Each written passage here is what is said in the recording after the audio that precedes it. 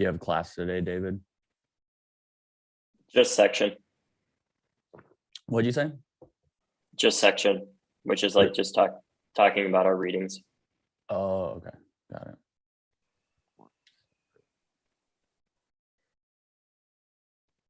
All right, well, as soon as I see these numbers go up, unless we're live. Oh, maybe we are live right now. Hi. Okay, I wasn't even paying attention. Hi, everybody on YouTube. I'm Kyle Kittleson with Med Circle. Thanks for joining us for this live conversation with David Hogg. David is an activist, and you may have seen him. I mean, please, I've seen David almost everywhere. You are a talking force and an activist for so many different things across so many different outlets, and it's such a privilege to have you here on Med Circle, David. Yeah, thanks for having me, Colin. I really appreciate it. One thing that really stands out is not only your triumph over, of course, what is such a tragic day, and moving through that and then moving into so much work and activism, but also your willingness to talk about living with post-traumatic stress disorder. What is that like?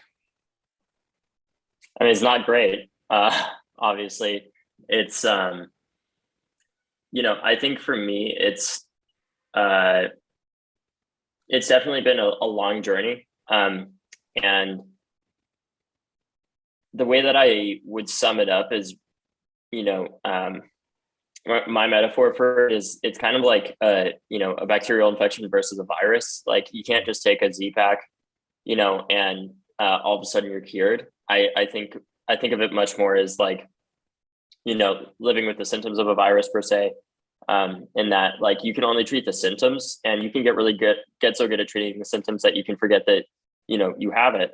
But if you stop treating those symptoms, it ends up coming back. And those treatments are like therapy, doing things you enjoy. And I think for me, what's been the really difficult part of it, at least so far in my journey, has just been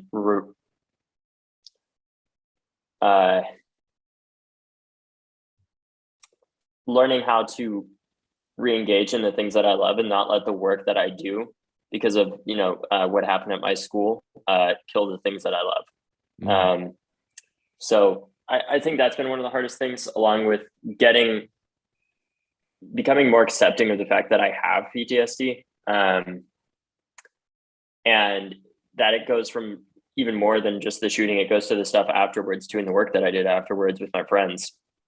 And the death threats, and the swatting of my house by people, and people threatening my family, people following me, trying to run me off the road, and just even secondhand trauma that you can experience from like doing activist work across the country, or even in your own community, where just hearing thousands and thousands of stories of people talking about the worst day of their life every day, for months, years at a time, can really get to you. So for me, it really it's been a long journey, but it's something that I've learned to live with. And I'm in a much better place than I was, in the year or two after the shooting. I've talked to a lot of people living with any number of mental health conditions or disorders, and oftentimes they say that the advocacy work that they do is very healing.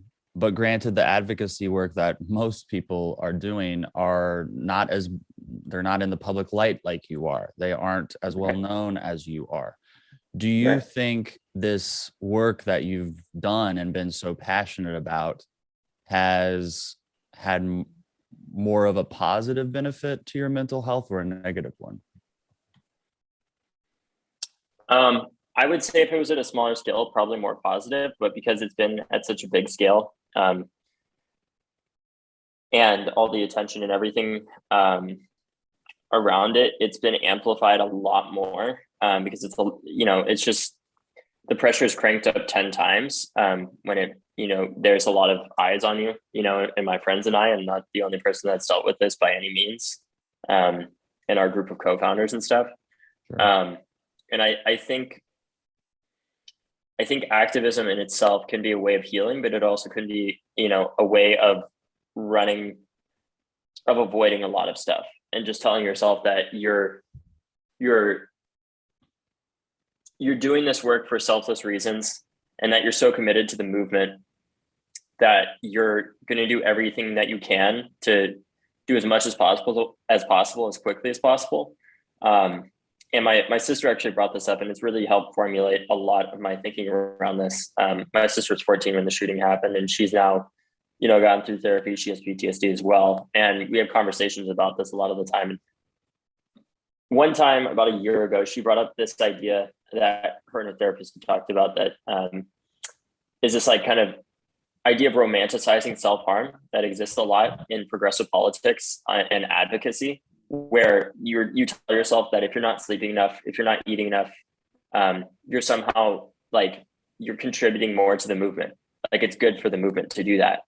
And what we fail to realize in that is not taking care of yourself in many ways is actually one of the most selfish things you can do.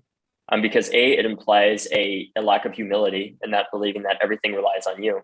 And B, it also severely hurts the movement because, let's think about this for a second. Movements are collective actions of individuals working together towards a common goal. If those individuals are not taking care of themselves, because the movement are those individuals, if those individuals themselves are not taking care of themselves and taking care of each other and checking in on each other, the movement is not taking care of itself.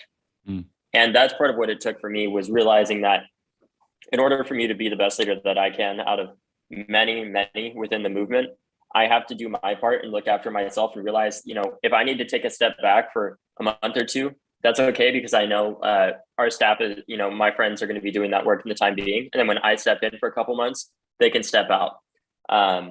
So that's been one of the harder things, is overcoming the survivor's guilt that I think comes with this advocacy work a lot of the time.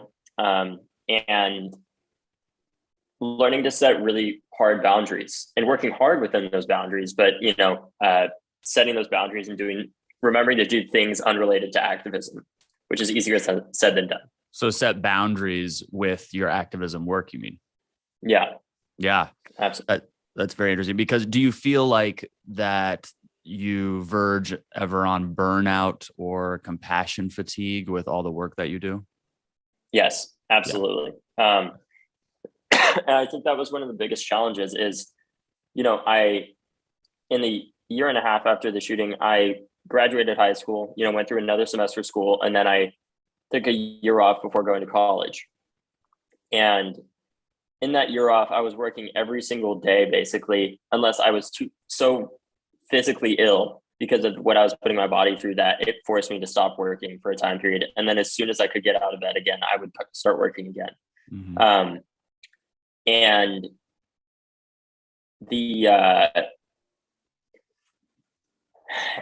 what I didn't realize in that time was that I thought PTSD was solely going to come from the shooting. And a lot of it does, but it also comes from the work that I did afterwards. And it actually comes from, not getting enough sleep, sleeping like 2 hours a day while trying to process all the trauma that we'd gone through, getting on a plane, going to a different state, doing this organizing event, meeting with community members, and then repeating that for day after day after day after day, to the point that it didn't matter if it was a Saturday or Sunday or any day, I was still doing the same stuff. And my immune system rebelled against me, because of the role that stress plays, and not getting enough sleep and having flashbacks and stuff when I was sleeping, both to the work actually, and the shooting itself, and the death threats and everything. I guess what I'm getting at is I thought that PTSD was going to make me just sad generally, and it did, but more than anything, it just made me numb. And I didn't realize until I started in college that I was how badly affected I had been, both from the shooting and everything that we did afterwards. And I wasn't in therapy at the time. I had gone to therapy for a few months after the shooting, but I was so busy that I couldn't keep up with it. And it wasn't until I started at school and really for my first semester, I was basically volunteering still 40 hours a week, traveling to a different state every weekend, and feeling the effects of those time zone changes and everything, while being a first year student with a full course load and full immersion, Spanish class, which I was terrible at. all of that combined with the, everything that we had and how little capacity we had because we hadn't built out our staff effectively enough, because it was kind of like Lord of the Flies, for lack of a better metaphor, when you have a bunch of kids all working together like that are also traumatized. It was only through delegating effectively and learning to say no that I was able to like save myself from that, because I was it basically got to a point where I was sleeping 2 hours a night and trying to manage my full course load, and was waking up in like basically like just sweating profusely, like just like going through these extremely like realistic dreams and everything from work that we had done after like the shooting again, and like how traumatic that had been actually, and how hard like we had worked, and not processing all the trauma from the shooting combining at the same time. And I basically just had to learn to say no after we hired our field director and our executive director, and just be like, guys, like I need to take a step back and really take care of myself now, because I have to trust that you got this, and I just have to focus on being a college student. So that's what I did, and I went into therapy, and have been going to therapy now for just about almost 2 years. And yeah, I can go more into how I got back in touch with my emotions and stuff, but yeah. Well, yeah, I first of all, that was fabulous, and thank you for sharing that. I do want to hear more about therapy, but if you don't mind, and if you're comfortable, of course, what were the first signs of PTSD, and did you even notice them right away? No, because I thought it was normal. I thought like I think the first sign that I had was like kind of like paranoia that I had constantly. Like I was in a constant state of fight or flight, and I didn't realize like the kind of like biological effects that trauma had on my body, where I was extremely paranoid. I thought that I was being followed constantly. I was afraid of like, I found it really hard to be in public spaces that weren't like airports, because like I didn't know if there's going to be another shooting that happened or anything like that. Not to mention, like if people came up and recognized my friends and I, every time pretty much it was always like, not every time, but 90% of the time it was, thank you so much for the work that you're doing and everything. But you also don't know if they're going to be coming up to you with a gun and like, if they're coming to hug you or shoot you. And that in itself is pretty traumatic, right? Because like you're constantly in this state of like people seeing you, people, watching everything you do and like expecting things from you constantly. And how old were you? 17. I mean, goodness. Right. And, not to mention all the disinformation that we had to deal with, lies peddled by like the NRA and these right-wing conspiracy groups online that said that, I wasn't at the shooting, or that I was a crisis actor paid off by the government, or some insane bullshit like that. And being really mortified that knowing all the death threats that I was getting at my house and at my school, like, what if one of these people takes this seriously and they do try killing us, where they genuinely do believe this like disinformation that Facebook and these social media companies are letting spread like wildfire because it makes them so much money. Right. And I think that fight or flight response was kind of the first sign that I had of it. But really what really like drove it home for me was when like I genuinely could not sleep, because every time I closed my eyes, like I'd fall asleep, and then I would immediately be in this state of like total chaos, similar to the work that we were doing in the immediate aftermath of the shooting, or, the shooting itself, and, where I was at that time. But I think interestingly, because of us having to talk about it so much afterwards, at least for me, it forced me to kind of process that, kind of like almost like talk therapy in some ways, that it forced me to process that to the point that a lot of the PTSD that I have now is from the work after the shooting that I haven't been able to talk about. Right. Right. And it's also a really fucking really hard to talk about, because it is so traumatic. And with not being able to sleep like that, and my numbness, and just like genuinely not being sad or happy or being able to really feel anything, I think that was the sign. Like I was truly burnt out and like exhausted at that point. How quickly were you put into some type of treatment, whether that was a medication or therapy? I'm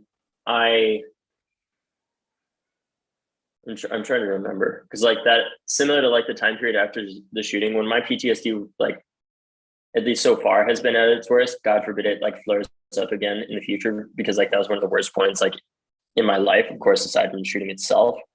The I think basically within about like 2 weeks, I started, because I was seeing somebody at school, but I reached out to a friend of mine who is in the medical community here in Boston and Cambridge, that knows people and everything, and asked them like if there's any good, psychologists or whatever that he knew, and he connected me to one of them, and I ended up just going to that person solely in the time afterwards, and there were, I could have gone on medication, but I just decided against it for one reason or another, because I wanted to try to go to therapy first and see if that helped, and it did.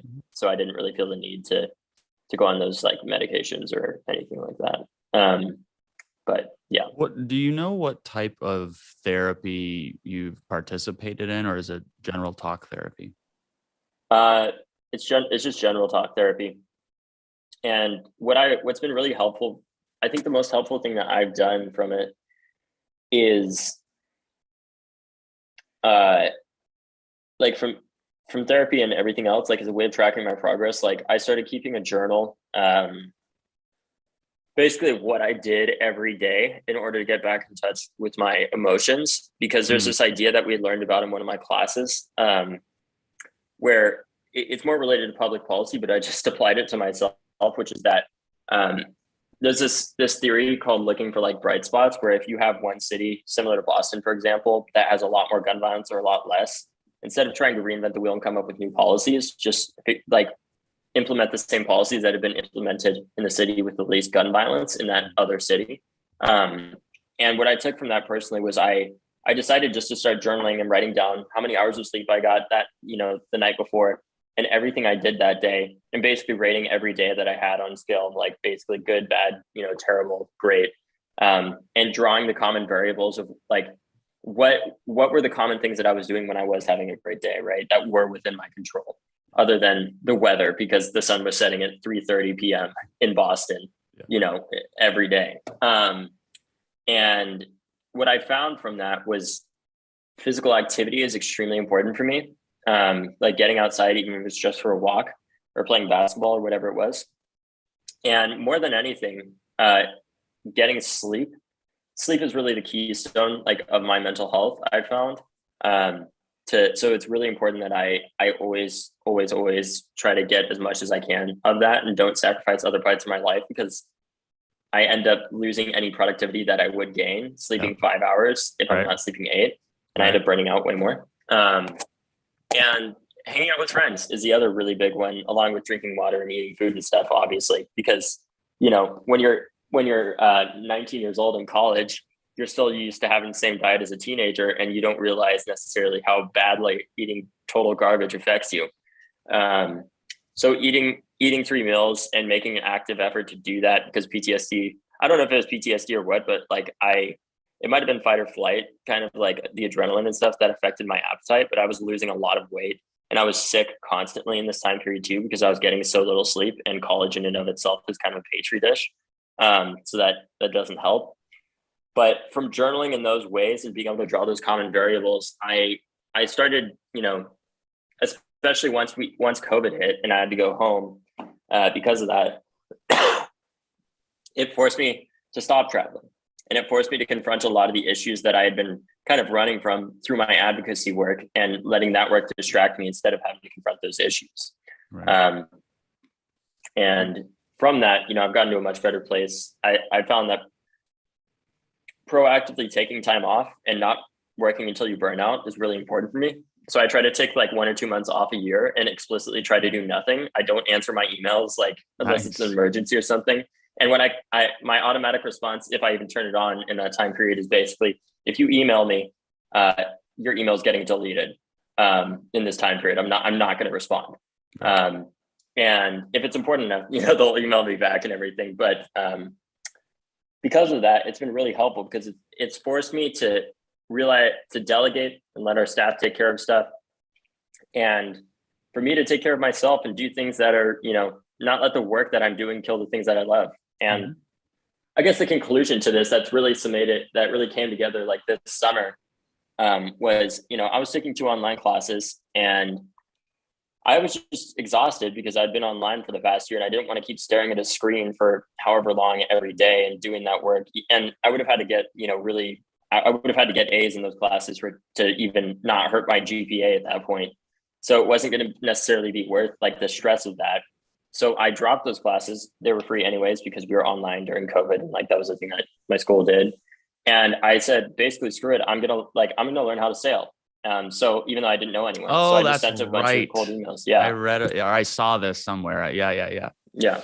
So I just sent a bunch of cold emails to people around me that are part of like sail, that sail and stuff. And I found this website that connects basically crew and captains in my area. And I just said, hey, I don't have any experience, but I'd love to learn. And I did. I learned how to sail this summer, and it's been one of the best experiences of my life. That's awesome. Did you sail so- on a lake or in the ocean? I was sailing in the Chesapeake Bay, so out of Annapolis and stuff for the most part. I mean, how fabulous. That's so Yeah. great. What is, when you have those 2 months every year and you say you do nothing, I mean, what do you do during the 2 months? I mean, okay, well, I mean, I would say I do absolutely nothing. I cut my I workload assume basically you to don't like, do nothing. yeah. Work-wise, I cut my workload to like 5% or something like that. Like very only whatever's absolutely necessary. And in that time period, I mean, this summer I was sailing, but in the past I've gone out to see old friends in California, where I grew up until I was 14, and spend the summer with them, going surfing or boogie boarding or whatever it is, and going to the beach every day with them. Going hiking is a big part of that, or quite literally just doing nothing and just chilling out, and watching YouTube videos and cooking and making good food or whatever it is. And that's what I do in those time periods. It's typically just like watching The Office and relaxing and laughing. And yeah, I mean, it may not sound like that much, but really that's it. Oh no, to me that just sounds heavenly. I completely see it. I get it. I want to go back to therapy if you don't mind. We've talked about therapy a lot this week on Med Circle and have released a lot of mock therapy sessions. And one of the things that we mentioned were that, some therapy sessions, you go in there and you talk and you leave, and then you go, well, I guess I did therapy. Maybe this was nice. Maybe this was helpful. I don't know. And then sometimes there were moments in therapy where you go, wow, I've really had a shift in my belief system or my thinking, or I realized something about myself or my situation that I had not realized before. Did you ever have moments in therapy where you thought, this is stupid, therapy is dumb, I'm out, I'll go figure this out another way? And did you ever have a moment in therapy where you thought, oh my gosh, this might have just changed my life forever? Yeah, I mean, in the past, I think I had those thoughts of like, this is just stupid and I shouldn't be here. But then I would say that, and then like basically have not a breakdown, but like a severe decline in my mental health. And wait, due to what? Due to like not going, for a couple of weeks you would or something stop like going. that. Yeah, right. Yeah. Because I'd be too busy, or I'd take a couple of weeks off or whatever in between sessions because it was the summer or whatnot.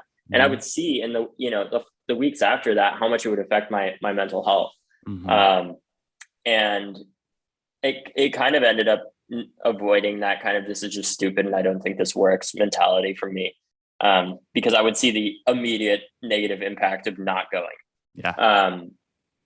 And I think there've been a couple of times like where I have thought like, wow, this really has helped me, but I'm just trying to think of some of those moments that aren't like deeply personal. Sure. Like trying to figure out how I can leave out the more personal details of that. I think one of the things that the therapy has been helpful in making me realize is the amount of trauma that I do have from the work, after the shooting, which I didn't really expect. So that really shifted my view. And I started to realize how, although activism or advocacy can be it's kind of a form of therapy, it can also be its own form of trauma. It's kind of like how every tool can also be a weapon, right? And it depends on how it's used by the person that's wielding it. Wow, And really good, really good. I think one of the other things that I've thought about too is that what was it? There was sorry. Oh, I remember. And this has just helped me grow like as a leader, individually and stuff, is realizing the way that PTSD can impact your interpersonal relationships and your trust of others. You know, kind because I would go through these phases where I really struggled to trust other people because of like the trauma and like how I felt like I had been hurt and, you know, everything like that, or that I couldn't trust anyone. And I would isolate myself and then get really depressed because I wouldn't be talking to any of my friends like at all. Mhm. And then what it required from me was like kind of proactively reaching out and re-engaging with them. Because, you know, friendship is a two-way street. You gotta, you know, you gotta reach out to people and hang out with them and vice versa. But with that too, I think the third thing that I've really learned from it is the importance of not letting your emotions dictate your thinking when you're in a leadership role, and how crucial that is. I mean, I even talked about this yesterday in therapy, and some of the methods that you can use around changing that. And what I mean is like, you know, because this work is really traumatic, I can get really angry about like things that are outside of my control, or things that even if they were within my control, I don't have the capacity to commit to. I can't go to DC right now necessarily as I'm about to go into midterms season, right? Like, and go to meetings and stuff and talk about the filibuster, voting rights, or whatever it might be. And one thing I was thinking about is like how in those moments I can stop myself from acting on those emotions and then come back to it, you know, later with a more logical mind, so that I'm going about it strategically rather than emotionally. And one of the things that my therapist literally brought up yesterday was this idea of, I think it's called TIP, like it stands for like temperature, intense exercise,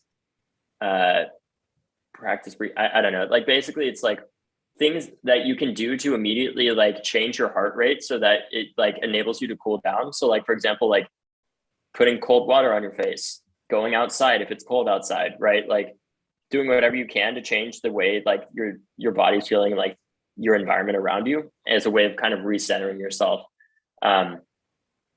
And from that, it's been helpful for me to realize that if there are these times where I am very upset and, you know, I just want to act out or whatever, it's important that I wait for the full context of the situation before I do any actions. So typically what I'll do is I'll wait 24 hours in those moments where, you know, I can understandably be angry or disappointed or whatever it might be. And instead of just acting on those raw emotions, waiting to really see the full context of the situation and the best way to go about it. Because being a leader is also you know, managing people and personalities and other people's emotions too.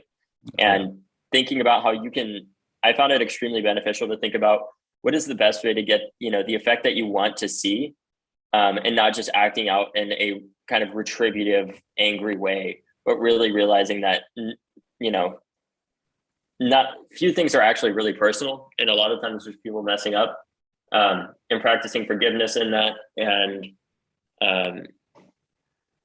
thinking about the most productive way to move forward, and realizing, you know, our dedication is to the mission of the organization, you know, and the work that we do. It's not necessarily to make everyone happy, although that could be great. And it's important to take into consideration what everyone has to say. There's no way that a ship with 15 captains could ever go anywhere, right? There's a reason why there's one captain or there's one president. It's because it's important to hear what everyone has to say, but ultimately we got to pick a way to get to our destination. It's so fabulous that you're willing to share the mental health side of your story. I think it really helps other people. I mean, and maybe it helps you too, but it definitely helps other people to hear your struggles, your triumphs, how you've worked through it, what works for you. For those people though who are struggling, let's just say they're struggling with PTSD and they've gone to therapy and they've tried all these strategies and self-care things and yada, yada, yada. And they're still sitting here going, I don't feel any better. I don't feel like progress is something that's going to be there for me. What would you say to that person? I mean, first of all, I'm obviously not a psychologist or anything like that. So I can't necessarily tell them, don't take my advice like a doctor or anything like that. But, and I can only speak from my own experience. But I think what's helpful in these moments is one of the things that I've actually found really beneficial to my own happiness and my mental health is a different podcast, which is this one taught by, I forget her name, but she's a professor at Yale, and she does this podcast called the Happiness Podcast. Oh yeah, of course, huge one. Right. And that is that the one that where she also teaches the class on happiness? Yeah, got it. Cool. And I heard about that class actually before I heard about the podcast.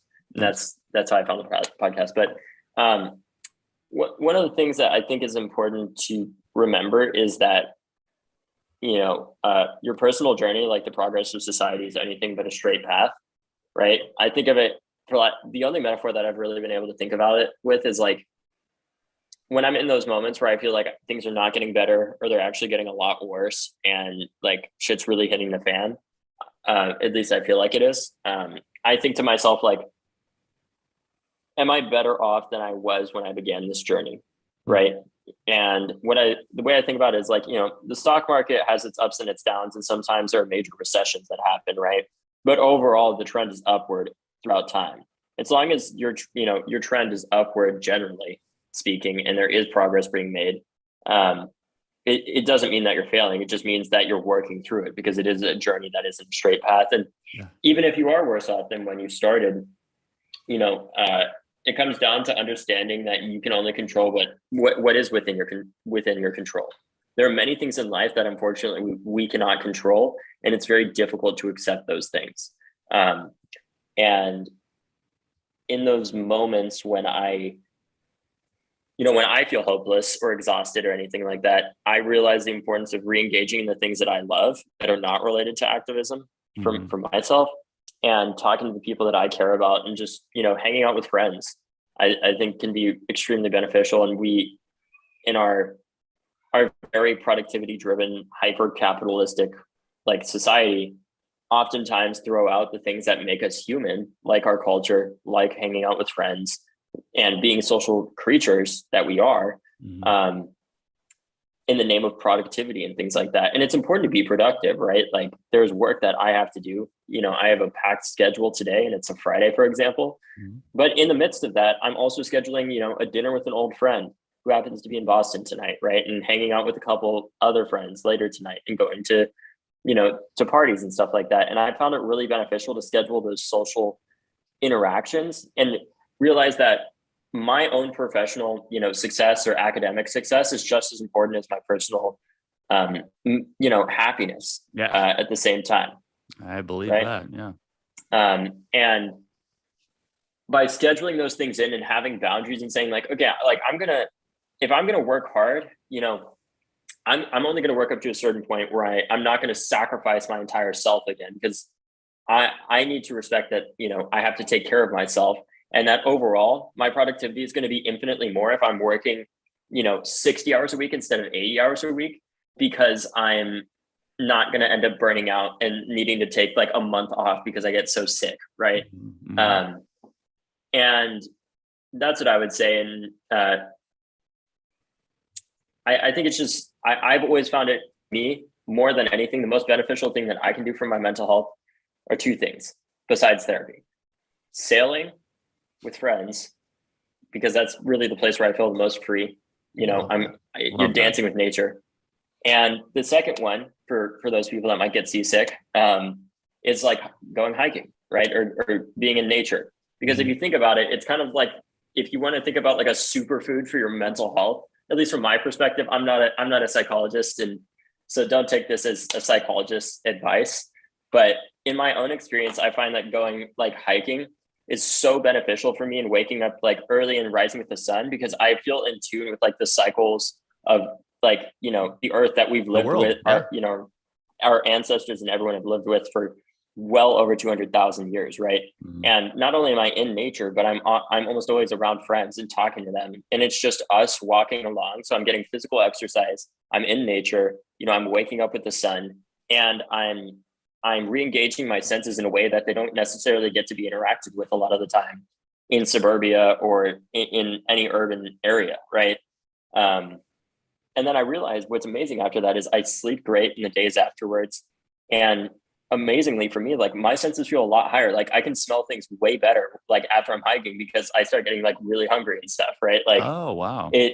I end up, being able to just everything is better because it's like your body is craving food because you're using it. And that's just my own experience though. And obviously I can't speak for anyone else. And yeah. Apparently my dog agrees with you. I mean, look, you're not the first person to come on here and say their mental health therapy is being one with nature, whether that's in the ocean, on a mountain, sailing. There is a power to that. Absolutely, no question. And I'd even say personally, part of me responds to nature, but the other part of me just responds to animals. And having that, like my dog barking over here, I go, all right, me and her, we got it together, having another alive thing around us to do life with, so to speak. David, I really appreciate you taking time, especially on a Friday in college, to come talk to us at MedCircle about mental health. I really appreciate it. And if we can ever help in any way, please let us know. And thank you for all the work that you've done and continue to do. Yeah, absolutely. I really appreciate it. And if I could say one last thing, Of course. it's that I wish that therapy was open to more people and accessible to more people, because not only is there the barrier of cost for many people, that I'm privileged enough to be able to have healthcare that can help cover some of my therapy and be able to afford to pay my copays and stuff like that. Mm-hmm. A lot of my activist friends, though, are the people most impacted by the injustices that drive activism, are also some of the people that have the least access to this therapy, to these resources that they desperately need. I've gotten calls before from activist friends that, at 4 a.m, having panic attacks because they can't go to therapy because they're worried, they can't talk about their family that, for example, is undocumented, right? Because they're worried about like ICE, terrorizing their family. They can't, and not to mention certain cultural aspects and therapy being seen as a very, like, as described by a lot of my friends, being seen like as a very white thing that, it's just for rich white people. And I wish that there was better representation within the field and less stigmatization around it, just for my friends that I know go through way more than I have, but unfortunately have so few less resources to actually deal with it to begin with. Yeah. It's a good point, Yeah. and certainly something that needs to be addressed. Not that this is the solution, but we do have a working list of resources available, not only for people in America, but across the world, depending on what you need and who you are. You can go to medcircle.com/resources to view that list. We'll also include links in the description of this video. Thanks again, David. I really appreciate it. Have a fabulous day in college. There is a part of me that I had a lot of fun in college, David. So I hope in Me too. between your sailing and your activism that you go out there and have some fun as well. Thank you all for watching. Make sure you subscribe to this YouTube channel if you haven't already. I'm Kyle Kittleson. Remember, whatever you're going through, you got this. Appreciate you, David. Have a good one today. Yeah, absolutely. Thank you so much for having me on. All right. Talk to you later. Bye. I guess. Bye.